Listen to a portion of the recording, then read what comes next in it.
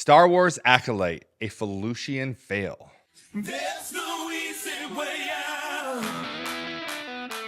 Some people think, well, I don't have a brand, I just have a business. Well, you do have a brand, and your brand does mean something to your customers. You know, I say a brand is a combination of who you think you are and what your customers know you are. And hopefully who you think you are and what your customers think you are match.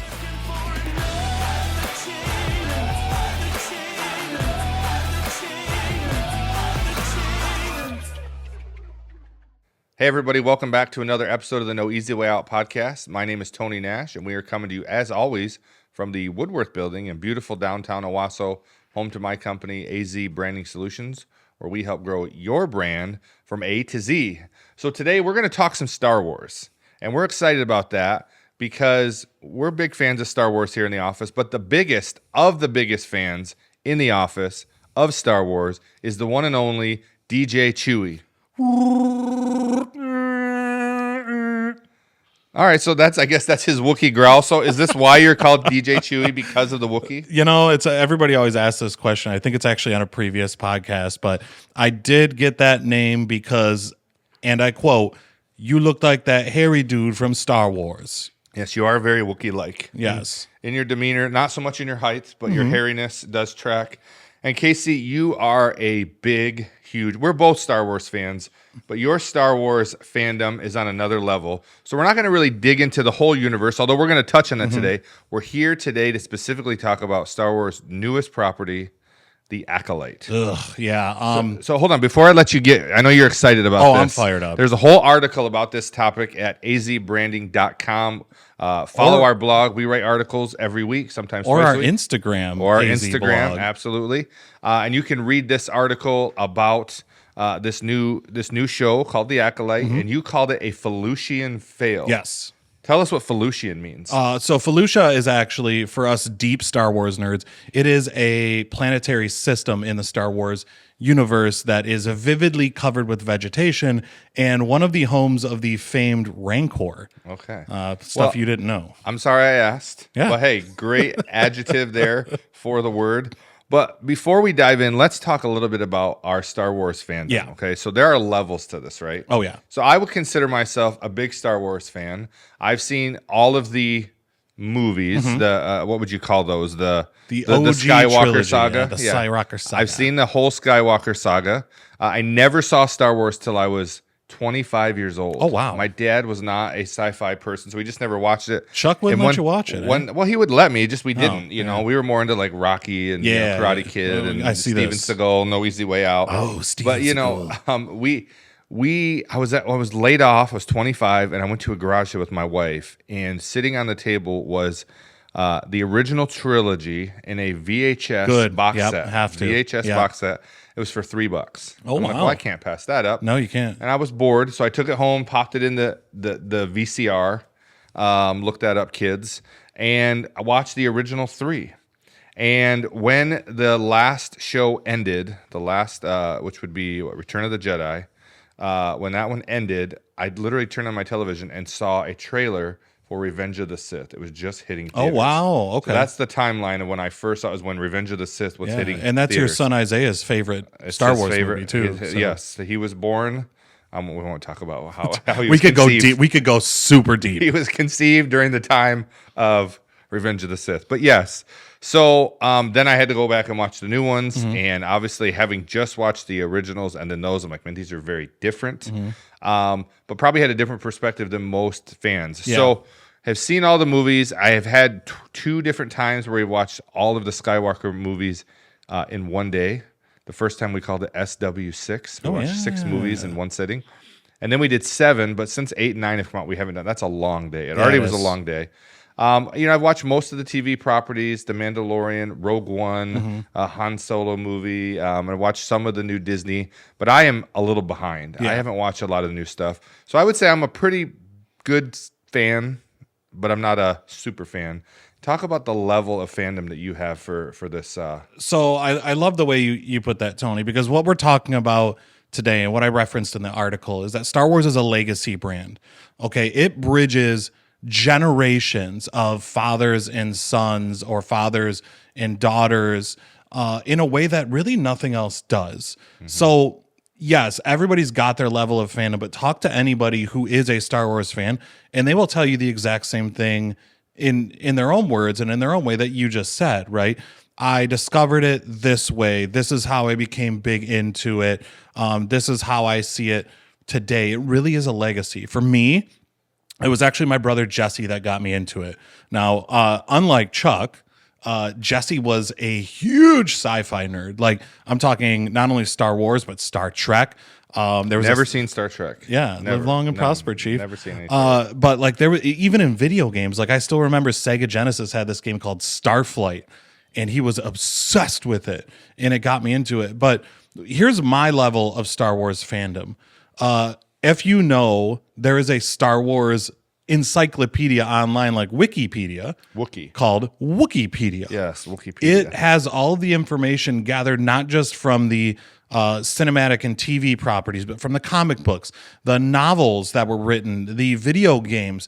So there's lore behind this stuff. So when I mentioned something of it like Felucia, you as a like quote unquote big Star Wars fan have no idea what it is. A casual. Casuals don't have any idea what it is, but people who understand like the deep lore of it can say, "Oh, this is Felucia. It appeared in, Star Wars Force Unleashed #2. This is the reason behind it. This is where the Twi'leks come from." And it's like, this goes so deep that it's important for fans like myself to see the new properties that Disney is making become part of the Star Wars lore in order for that to ensure that fandom continues to happen through the legacies and through the generations. And quite frankly, it's the reason why I wrote the article, is because You've been angry in the office. I'm like every Friday morning. so angry, but like I'm encouraging Isaiah to watch it, even though he has no want to,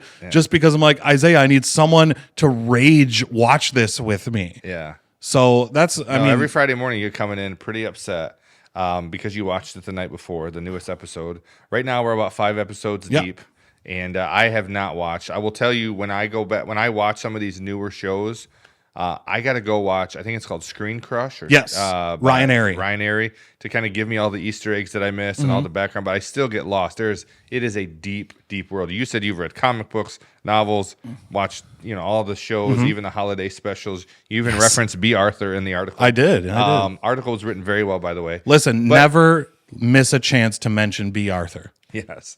So it's safe to say that you are qualified to give a proper judgment of this show, because you're not a casual like me. You're not someone that hasn't watched. You've watched everything Star Wars. You've consumed a lot of stuff. So you know what's going on. And you say, and I quote, "The Acolyte is a fail." Oh, It's big a time. fail. So I know the internet is abuzz with this right now.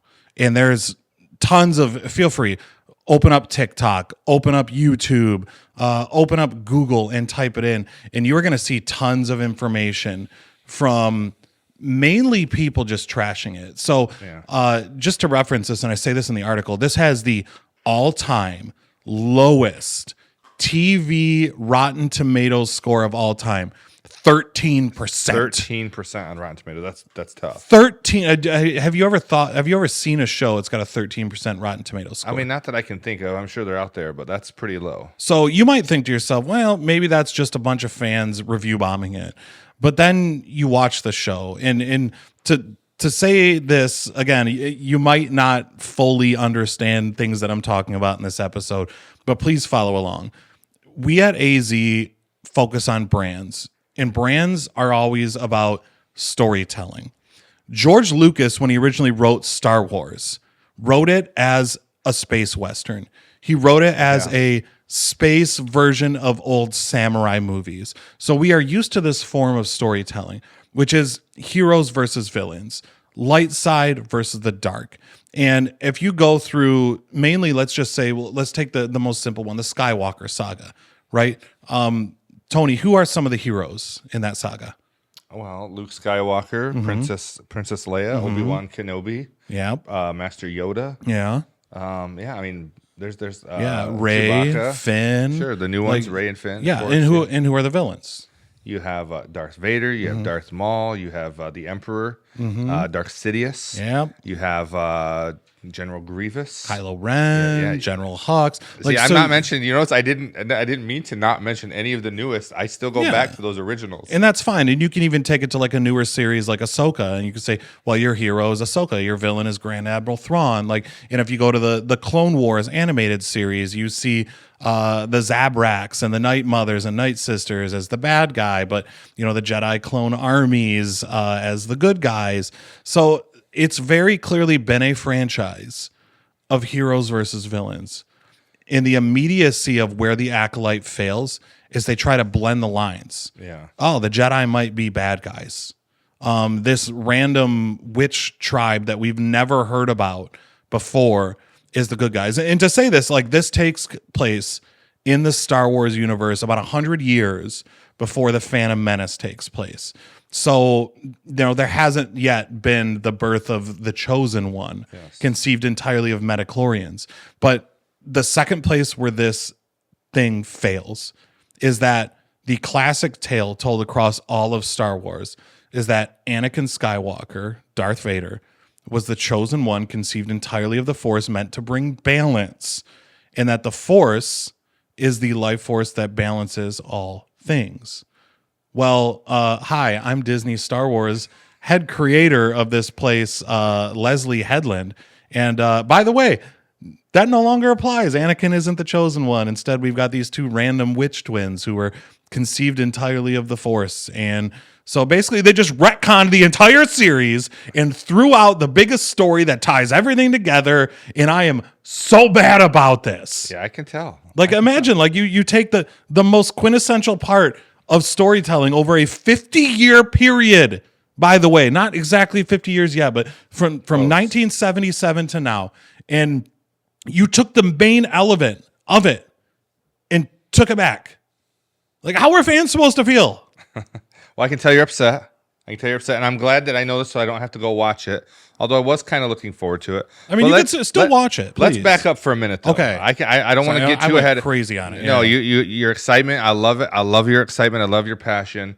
But I think it stems from the fact, you mentioned this earlier, that Star Wars is a legacy brand. Yes. There is a big legacy. I mean, I remember showing Star Wars to my sons and then watching it with my sons and then buying my sons the little action figures. And we had lightsaber battles. And even at Christmas time, when you had the tubes from the wrapping paper, it always became a lightsaber battle. I mean, it's mainstream. There is a legacy that goes with this. And so as somebody who's, been a fan really for me about 20 years, you've been a fan for your entire life. Yes. To see them changing the whole thing and kind of introducing this new idea that blows the whole story up, really, it's got to be maddening. Well, you take story branding elements, and again, this is what we do here.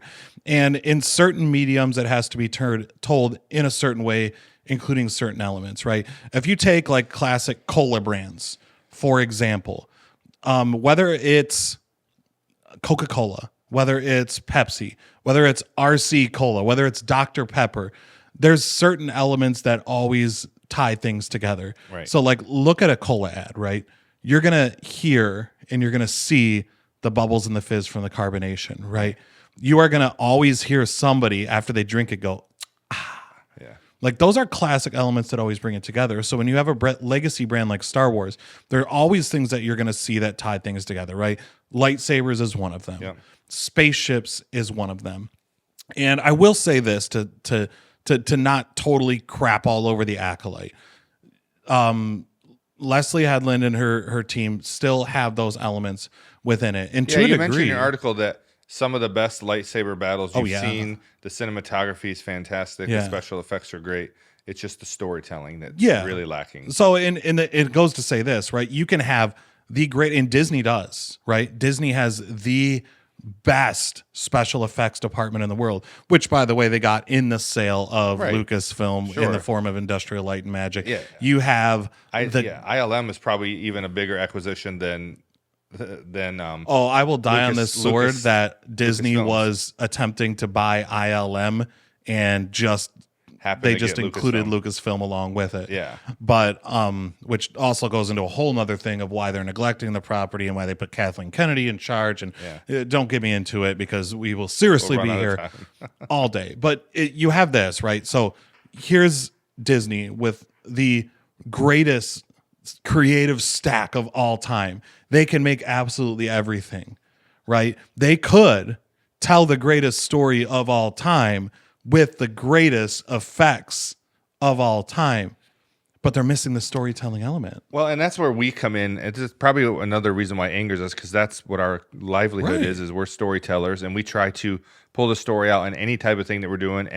And Star Wars has done such a good job with that historically, and Disney has done such a good job with that historically. Walt Disney was the storyteller himself. Oh, he was the creator of the content, man. Yeah, so you would think, what a great pairing, and yet what we're seeing now is more of this idea to put out content that's new and different, and maybe trying to draw in new fans. And what it's doing is probably turning away a lot of the older fans. And I think, you mentioned in the article that a lot of the creators of this don't even watch Star Wars. They're not Star Wars fans themselves. And so maybe they don't realize how bad they're tarnishing this thing and where they're missing on it. And so to me, I say, we tell our clients this all the time. You got to listen to your fans. Yes. I say this thing, no fans, no brand.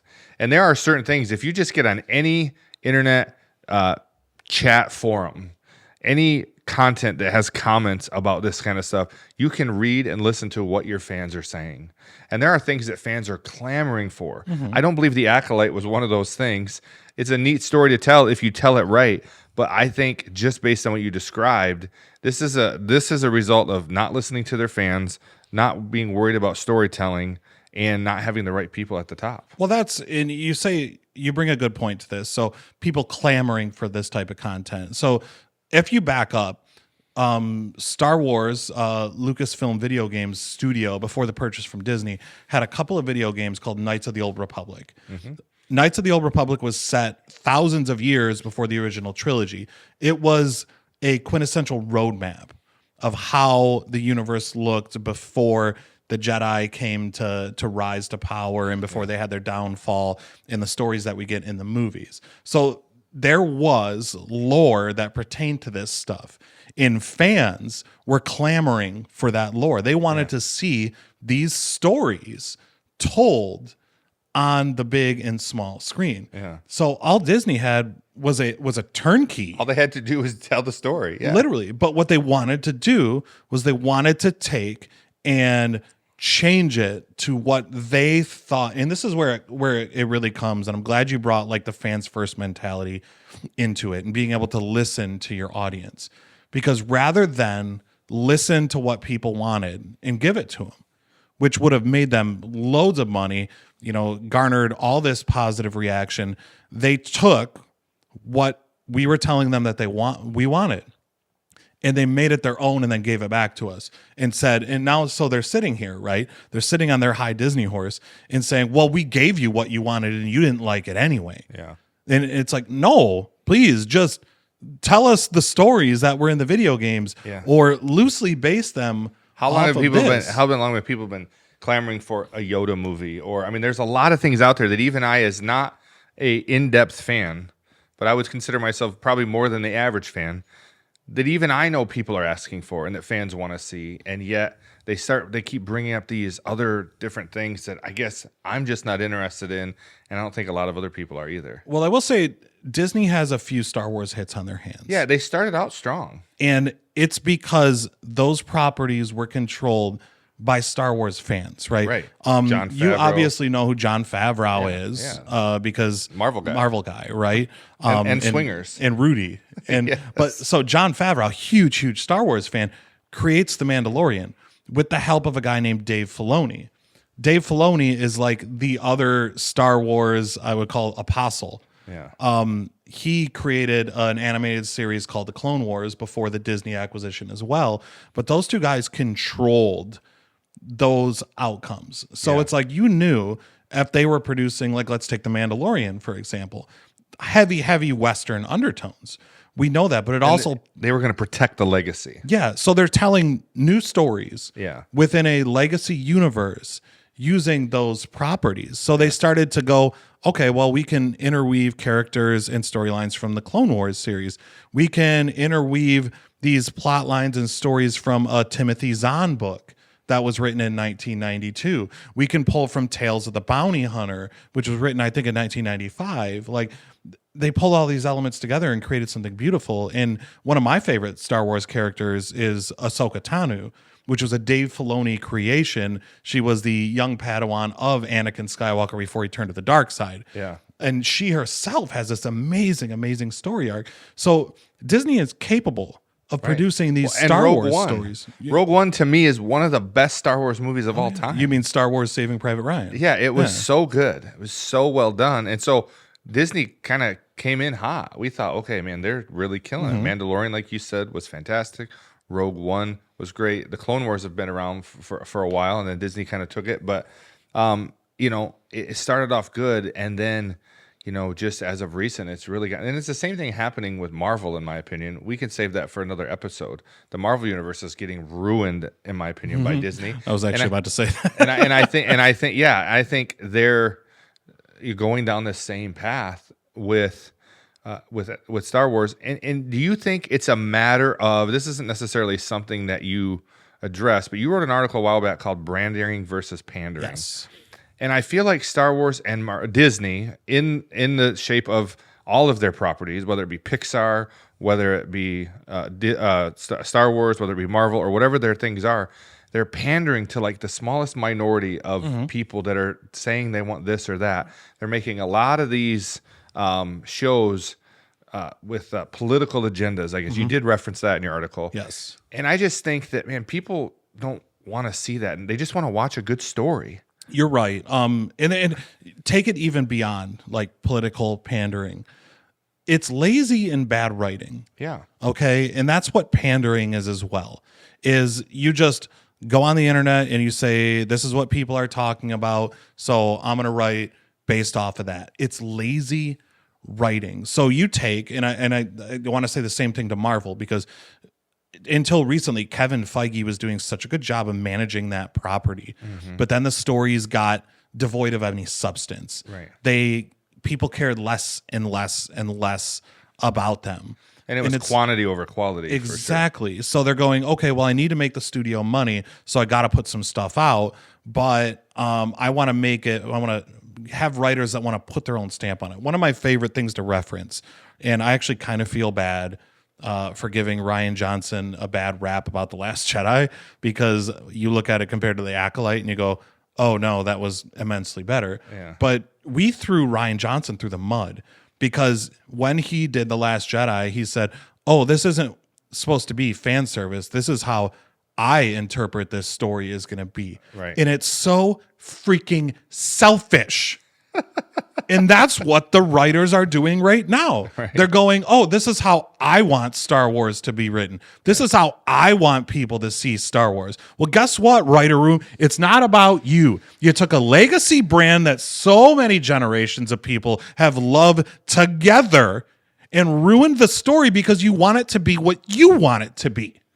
I think Star Wars needs to hire Brandmaster Flash here to tell a good Star Wars story. Just hire a Star Wars fan. Yeah. Kevin, like, okay, we like, you've seen Jay and Silent Bob, right? Yeah. And Clerks and Mallrats, and Kevin Smith, right? Who's the creator of this entire universe surrounding Clerks, is a massive Star Wars fan and has offered on multiple occasions to say like, hey, I'll consult or I'll help write. Like, you have these big, Freddie Prinze Jr., right? Yeah. 90s teen idol, and also professional wrestler, believe it or not. Oh, really? Didn't know that. And huge fan.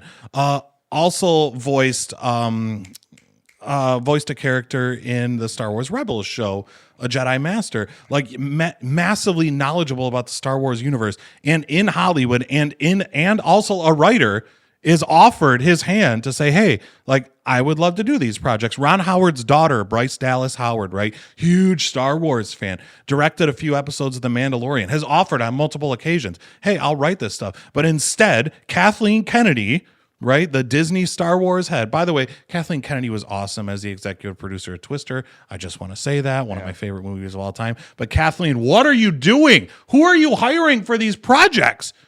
Yeah. Like it's not only lazy writing, but selfish writing. It's just, you have the world at your fingertips to write good stories, Tony, and you're not writing good stories. Well, let me reel you back in here. Please do. Let me reel you back in. You're doing great. You're doing great, buddy. I think we're going to need to check your heart rate here in a minute. Yeah, probably. But obviously, we said the fan reception hasn't been great. 13% on Rotten Tomatoes, extremely low. Lack of passionate writers or fans. People people that writing are not fans of the show. People that misunderstand, these are things you reference, like people that misunderstand the essence of Star Wars altogether, and that the show is deviating from the core elements of Star Wars storytelling. So, the motive behind it, we don't know. You interpret it as just selfish, as pandering, as who knows why. But it's clear to see that this is causing them to lose fans. And again, I want to go back and highlight the fact. And if you've never read the book Fans First by the gentleman who owns the Savannah Bananas, you got to read it. But no fans, no brand. You have to listen to your people. The fans are the ones that are going to continue this legacy to go on for years and years and years. I was so excited to show Star Wars to my kids. I'm now excited to show it to my grandkids. And it is getting bigger and larger, and there's just a lot of things that I'm probably never going to go watch. And so, again, you have this opportunity, if you're Disney, to take this, like you said, this stack of creative assets and make something with it, and they're not doing a good job. No. They're just not doing a good job. No. So let's kind of tie this thing all up here, and obviously you've referenced the. Hold on, let me stop for a second here. We're gonna cut it right there. out. I lost my spot here. There's one more thing I want to talk about, the canonical issues. Okay. So before we wrap this thing all up, beyond everything we've already talked, you said there's some serious canonical issues. Yes. So first I'll explain what canonical means. So for those who don't know, and then let's talk about what those are. Okay, so canonical means within canon. Like when you have a giant cinematic universe a la Marvel or Star Wars like you do right now, there's things that are canon and there's things that aren't canon. Because as a creative property, obviously there's a lot of creative lore surrounding it. We all know Stan Lee wrote most of the Marvel comics. Well, and Marvel's now had to create all these separate timelines to make it make sense, and it's so confusing. Yeah. But proceed. So in Star Wars, when Disney purchased Lucasfilm, before they made the purchase, there was Star Wars comics, books, card games, board games, like all of this stuff. And George Lucas was very much a fan of, hey, if you're a fan and you want to create some stories in the Star Wars universe, have at it. But it got so twisted and convoluted that when Disney bought it, they had to pull it back and say, okay, the only thing that is true to story was the movies and the video games, and that's about it. So when they did that, there was Star Wars canon and there was Star Wars extended universe. But the problem is when you have writers like you do for the Acolyte who haven't watched or done research into it, they'll write things into the story that are outside of canon. And rather than actually do the research for it, Disney is now actually going back and retconning, right? Which means retro canonizing situations. So there's a couple that are in the Acolyte, right? The Jedi Council says we haven't seen the Sith in a millennia. Millennia is 1,000 years. Acolyte takes place 100 years before the actual canon. And the actual Jedi Council knows that there is a Sith running around. Yeah. So obviously that's an issue, right? I wouldn't be surprised if in 2 weeks you go to watch The Phantom Menace and they take that part out. And it was referenced by a guy named Ki-Adi-Mundi, Jedi Master, who was born 93 years after that show, the Acolyte created. So, and he's in that show. He's in the Acolyte as a Jedi Master, but he wasn't born yet. Right. So what are we doing now? I will say Disney already retconned it on Wikipedia. He had a born on date, and if you go look now, he does not have a born on date. So canonically, Casey's watching. incorrect. Yeah. So, and again, that just goes back to Tony, and I know we're trying to tie it all together. Lazy writing, selfish writing, and not doing your research in respect to something that has been around long before you were born. Yeah. So let's do this to conclude it. We're going to rank our 5 favorite Star Wars characters. Oh, I like that. Yeah. I like that. But I want you to take a minute, 30 to 60 seconds, to look right into the camera. I want you to say, if you had a message to Kathleen Kennedy and the people at the top, what would you say? And then I want you to do it again, 30 to 60 seconds, look in the camera and give a message to the fans. Okay. First of all, Isaiah, roll the Star Wars main credits right here. Dear Disney, Star Wars, and Kathleen Kennedy, what you've done with the Acolyte is destroying the childhood and the legacy of so many Star Wars fans out there. You said you want to create a brand that lasts. Well, Brandmaster Flash is saying you're not doing a very good job of it. Please, from now on, bring in writers who are fans. Bring in writers who will do research. And for the sake of all things in the Star Wars universe, make stories that we actually want to watch, Kathleen Kennedy. Thank you. Sincerely. Casey Lambert. Casey Lambert. All right, now give us a message to the fans. All right, to the fans. From a fan to the fans. Listen, please at least give the Acolyte a try. All right, there is Star Wars fandom in there. If nothing else, watch episode 5. It's the greatest lightsaber battle of the Disney era. But please, if you're a fan, also remember that your voice matters. Tell Disney what you want.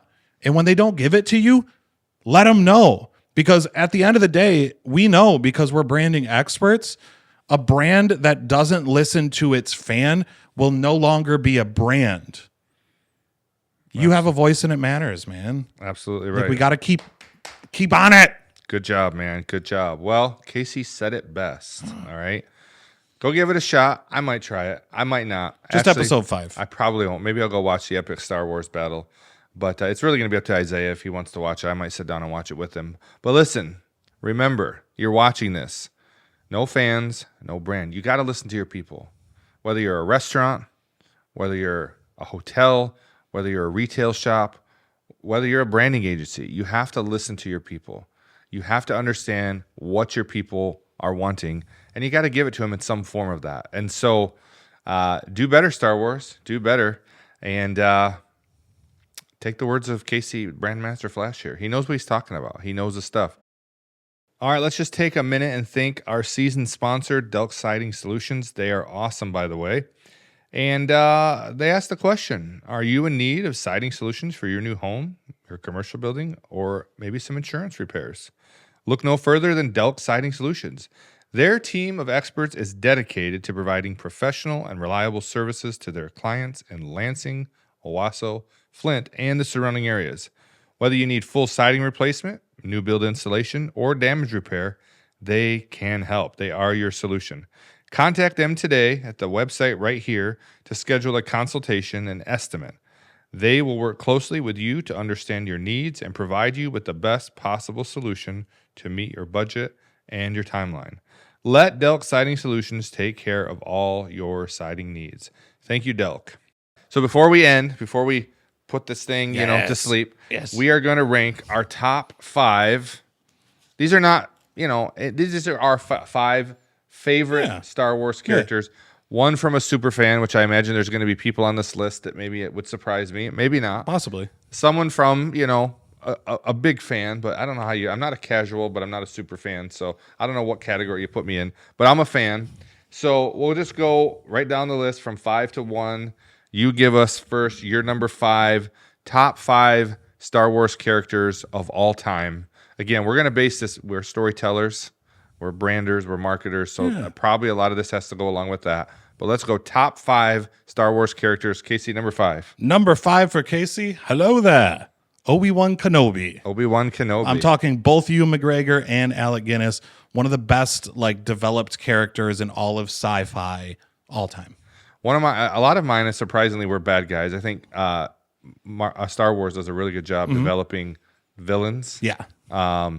And so my number 5 is actually General Grievous. Really? Yeah, absolutely. I love General Grievous. Kenobi. The first time you see him pull out all the lightsabers, it's just a cool character, fun to watch. I think they could have developed him more in the live action movies, but in the animated films, pretty cool character. Oh yeah, for sure. And I love that your number 5 and my number 5 are the hero and villain to each other. That's Yes, kind of cool. yeah. Okay, number 4 for Casey is actually going to be the Dave Filoni created Ahsoka. Who was once a Jedi Padawan and then became what's called a gray Jedi, left the Order but still retained her connection to the Force. And I'm really looking forward to seeing how that show develops in season 2. All right. I still haven't seen season 1 of that, but I do want to watch that. Oh, watch it, dude. Good one. My number 4, we talked about this quite a bit, is The Mandalorian. Such an awesome character. Din Djarin. Good Yeah, one. absolutely. The Mandalorian was just fun. Look forward to watching all the seasons. Hopefully they do another one, but just a great character. Again, a Jon Favreau, Dave Filoni creation. Yes. Yeah, that's great. So number 3 for Casey, Chewbacca. And the cool thing about Chewbacca is obviously what we see in the cinematic universe, his character development from being a slave to the Empire to being Han Solo's right hand. Even beyond that, in the extended universe, like Chewbacca lives to be the average Wookiee age of 294 years old. He becomes a senator for Kashyyyk, and his death arc in the extended universe is saving one of Han Solo's son, aptly named Anakin, from a moon that's coming crashing down on a planet. So Chewbacca, ultimate good dude. Good character. Yeah. Yeah. And friend of B. Arthur. Revenge of the Sith is my favorite Star Wars movie as well. And that was the first time I realized that there was a whole Wookiee universe out there. I didn't know there were a lot. I'm sure I figured that there were other Wookiees, but it's the first time you saw them on the big screen. Yeah, entire culture. My number 3 is another bad guy. Only saw him in The Phantom Menace, but Darth Maul. Oh, Awesome character. The first time you saw the lightsaber come out into like a bow staff saber or whatever you want to call it, dude, Yeah, that was double awesome. And blade. that battle scene at the end there with Obi-Wan and Qui-Gon and Darth Maul was pretty awesome. And the soundtrack, one of the greatest of all John time. Williams. We didn't even mention that this whole podcast. Well, Such a cool good- thing. So Darth Maul is a Zabrak who comes from the planet Dathomir, and they are a matriarchal society where the women are able to use Force magic. So not his entire species is able to use the Force. Him and his brother Savage Opress are. But there's interesting. Do your research on Darth Maul. He's got one of like the most Shakespearean, like heart-wrenching downfalls into darkness. Well, even after you said all that, I still like him. I think he's just a cool character. Oh no, super cool character. Yeah, love it. But a lot of people became like, we could talk for hours. I swear. Let's just move on. Okay. Number 2. Number 2 for Casey, the ultimate smuggler, the ultimate, hey, he's a bad guy, but he's trying to do good. Han Solo. Yeah. Han It's Solo's for a good me. character. And just for the record, Han Solo did shoot first. It was not Greedo.